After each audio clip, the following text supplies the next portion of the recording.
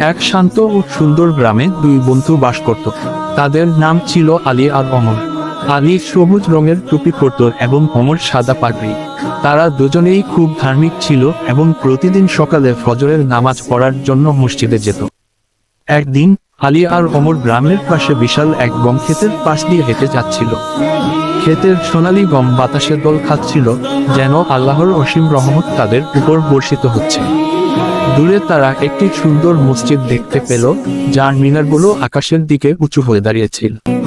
হঠাৎ তারা দেখলো তিনজন লোক তাদের উটের পিঠে করে মসজিদের দিকে যাচ্ছে। আলী আর অমর বুঝতে পারল তারা হয়তো দূরের কোনো শহর থেকে এসেছে। তাদের মনে খুব কৌতূহল হলো।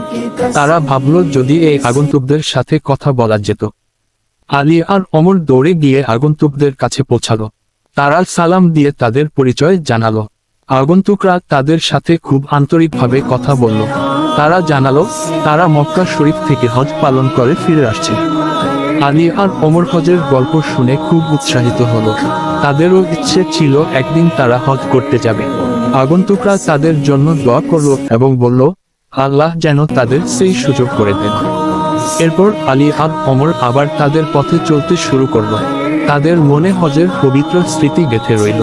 তারা প্রতিজ্ঞা করল বড় হয়ে তারা অবশ্যই হজ করতে যাবে এবং আল্লাহর পথে জীবন কাটাবে। এই ছবিটি আমাদের শেখায় যে বন্ধুত্ব, ধার্মিকতা এবং আল্লাহর প্রতি বিশ্বাস আমাদের জীবনকে সুন্দর করে তোলে।